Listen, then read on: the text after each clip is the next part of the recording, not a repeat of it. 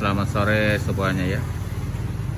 Ini kita lagi mau ngetes mobil ini, Peugeot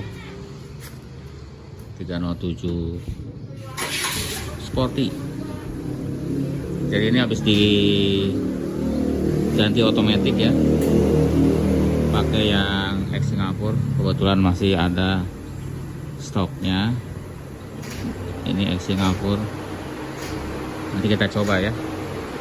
Ini RPM-nya juga agak naik turun ini ya, kayak dari throttle-nya. Apakah nanti kita coba. Nah ini normal ya, kalau baru hidup suka naik turun. Ya, ini biar dingin dulu AC-nya, nanti kita coba. Ini sudah kita ganti transmisi. Ini kita belum pasang nih. Kita ganti transmisi yang ex Singapura. Mudah-mudahan sudah oke ya. Nanti kita coba deh, harus lama nih nyobanya.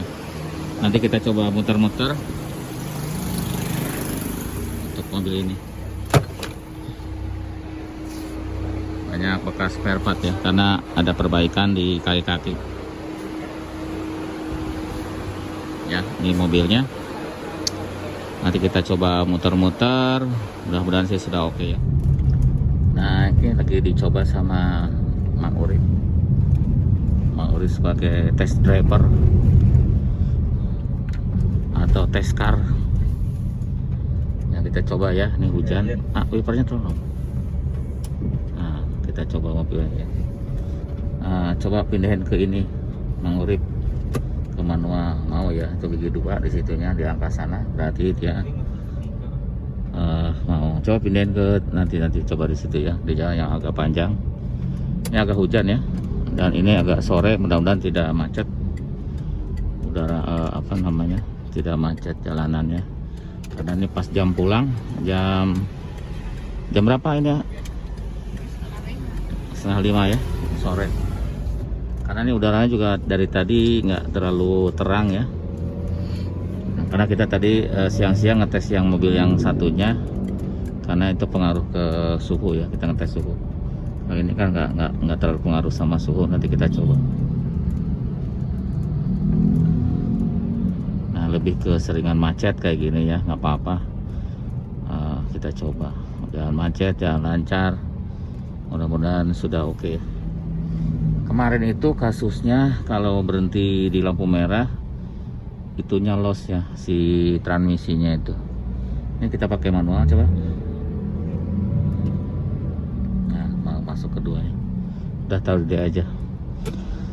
Jadi kemarin itu kalau berhenti lampu merah itu kosong, harus digas, nanti tahu-tahu nyangkut aja, ngagetin ya.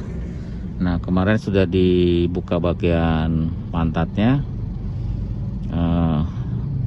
Rusaknya itu banyak ya, sampai ke brake pan. Akhirnya kita turunin. Diturunin itu si kompenternya juga aus ya, kompenter aus, terus as kompenter juga aus.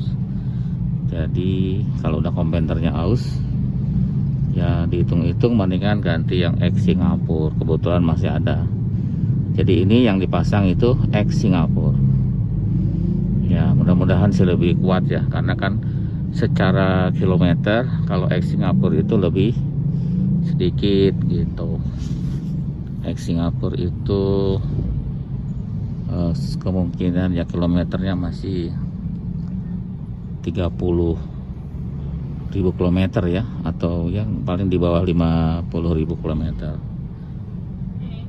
gitu. Jadi masih tahan untuk kedepannya gitu ya, karena kan jarang sekali yang diganti baru ya, karena sangat mahal. Kalau kita ganti utuh segelondong baru itu nggak tahu sekarang harganya berapa.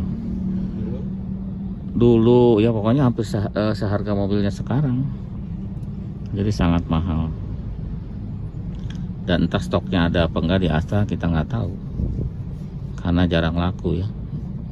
Jadi biasanya kalau barang jarang laku itu susah barang seperti itu.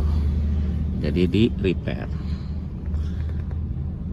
Ya, salah satu yang kita cerita yang lainnya. Ya, salah satu itulah elektronik gitu ya. Padahal di tipe yang lain seperti 505 namanya kompenter itu hampir nggak pernah rusak ya. Tapi di tipe yang terbaru yang sudah elektrik transmisinya itu sering banget si kompenternya itu rusak gitu. Kalau udah rusak pasti tekanan olinya berkurang ya. Makanya sekarang kita cerita ke video-video sebelumnya, kan kita ada video tuh tentang 504 kenapa sekarang pada dibangun lagi ya. Padahal tidak murah untuk ngebangunin mobil yang sudah tidur 504 di bangunan. Mobil 504 sudah tidur dibangunin di bangunan garing ya. Nah, jadi kalau kita hitung-hitung mungkin bisa lihat di video yang ini, itu estimasinya ya seharga 408 gitu ya untuk sebuah 504, karena ya cukup mahal ya untuk bodinya aja. Stop ya.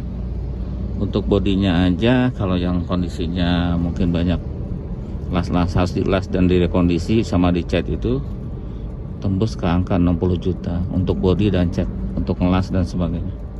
Itu belum termasuk yang lain-lainnya ya, untuk rekondisi mesin, suspensi, AC, dashboard, jok, covernya, deck gitu belum termasuk itu. Coba kalau dijumlahin kan seharga 408 ya, kira-kira segitu ya, mungkin lebih atau kurangnya saya nggak tahu, cuma ya kalau saya hitung itu cukup mahal. Jadi nyobanya Matic ini harus lama gitu ya, jadi harus lama aja, jadi nggak bisa sebentar ya, jadi harus lama dengan kondisi jalanan lancar, macet, syukur-syukur suhu atasnya, suhu mesinnya panas gitu ya, lebih oke lagi. Terus jalanan biasa, jalanan tol gitu, biar serem ya nyebrang gitu, ketabrak. Jadi jam segini itu pas lagi kredit-kreditnya jalanan ya, apalagi gerimis begini, orang udah buru-buru pengen nyampe, padahal bahaya ya, jalanan tuh licin. Kalau masih gerimis itu licin ya, kalau hujan sekalian malah dia tidak licin. Kalau motor tuh bisa jatuh saat jalanan gerimis, karena airnya masih ngegantung antara kotoran aspal, antara debu dan air dan aspal ya, jadi di tengah-tengah. Makanya kalau itu licin ya, serem. Sebenarnya harus hati-hati. Kalau hujan malah sudah bersih jalanannya, tidak licin lagi. Untuk suhu berapa Mang? 90 ya, suhunya 90.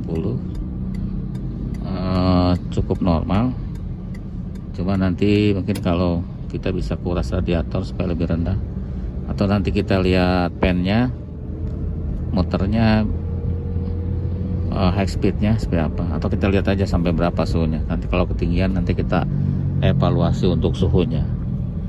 Jadi suhunya harus maksimal, kalau bisa sih 90 maksimal ya. Nanti kita lihat aja. Ya memang si Matic itu kepengaruh juga ke suhu ya, suhu harus dijaga. Karena kalau suhu mesin sama suhu transmisi itu selisih 10 derajat ya. Selisih 10 derajat lebih panas suhu oli transmisi. Gitu. Kita sering lihat di tipe, ada satu lagi, di tipe yang ada suhu oli aja. Suhu oli mesin ya, itu selisihnya 10 derajat lebih panas dibanding suhu air, suhu mesin gitu. Soal Matic pun demikian ya. Kalau kita baca pakai PPS itu terbaca tuh, kalau suhunya 90 di sini, di transmisinya dia sekitar 100 ya. Kalau oli 100 ya nggak overheat kan, dia titik didihnya juga tinggi kalau oli, beda sama air. Kalau air kan titik didihnya 100, kalau air pakai coolant titik didihnya di atas 100 gitu. Nah, kenapa pakai coolant? Nah, untuk naikin titik didih ya. Kalau mesinnya overheat tidak tekanannya tidak terlalu naik, karena tidak ada uap, karena belum mendidih Tujuannya itu ya pakai coolant tuh. Cuma kadang-kadang harus hati-hati pilih coolant, karena pilih coolant itu malah bisa ngerusak dari bahan-bahan yang ada di mesin ya, entah pipa, radiator. Yang sering kemakan tuh pipa ya sama radiatornya, itu sering kemakan. Itu kejadian di 307 SW atau 807 itu sering tuh, dan barangnya susah. Apalagi yang 807 sama sih, 307 mungkin masih ada copotannya ex Singapura, tapi yang 807 itu Singapura nggak ada pipanya karena ada beda sedikit ya. Bisa dipakai yang punya 307 SW, tetapi harus diganti dengan housing termostat gitu. Ini banyak pesot di sini.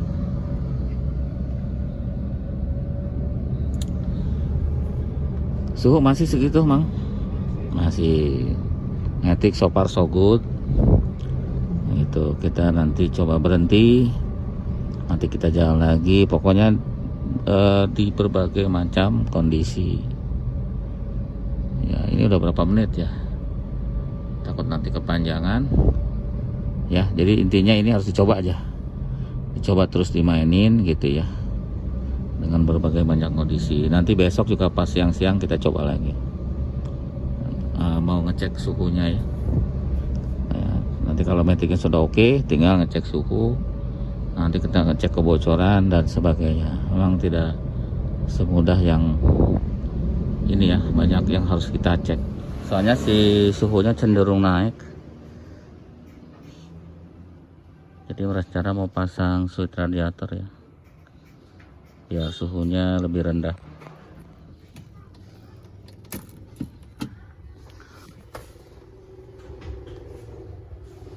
Di suhunya ya bisa 100 ya, tapi turun sih. Tapi kalau keseringan kan kasihan mesinnya, metiknya kepanasan juga. Jadi kita pasang switch sama Mang Awang seperti biasa, switch yang ditempel di selang ya.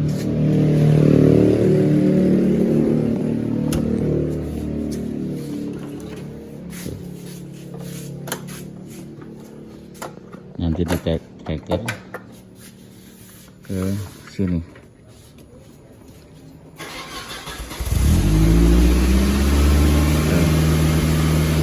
Ini relaynya, relay high speednya. Kebetulan dia udah 2 biji ya, udah 2 biji, sudah aman. Nah, sudah aman, udah 2 biji. Nanti kita tinggal kasih trigger negatif. Ini yang low. Yang low seperti itu yang high, yang 2 biji. Oke Bang. Nanti negatifnya kita jumper, negatifnya dari relay kita jumper, kita kasih ke switch ya, supaya nanti suhu tertentu dia akan muter. Nah, nanti kita pasang ya switchnya di situ, di selang bawah ya, seperti biasa. Selang bawah cocoknya di selang bawah, soalnya kalau selang atas nggak cocok. Terus yang tadi kita ngambil negatif dari situ tuh, negatifnya. Terus kabel yang satu lagi masuk ke relay negatif dari relay yang high speed, yang paling bawah relaynya. Nanti kan dapat 2 kabel. Jadi kabel yang ini, kabel ini kalau kita gabung jadi muter high speed ya kan, makanya digabungnya pakai switch supaya di suhu tertentu dia akan muter gitu. Kalau langsung disambung langsung kan jadi nggak mati-mati. Jadi harus masukin ke switch radiator punya Pisut 505. Nah, ini switchnya. Jadi ini switch, ini dudukannya. Nanti ditempel di selang ya Bang ya. Nah, sudah high speed ya, suhunya karena sudah 80. Ini switchnya dipasang di sini.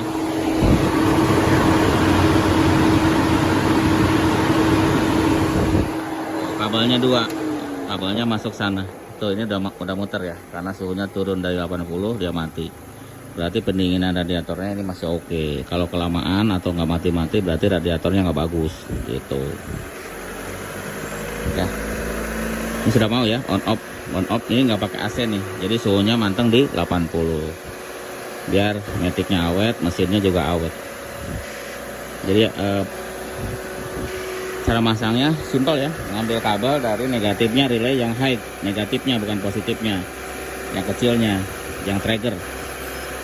Terus satu lagi ke masa, ke body. Udah dapet 2 kabel, tinggal masukin ke switch itu, dua-duanya dimasukin ya.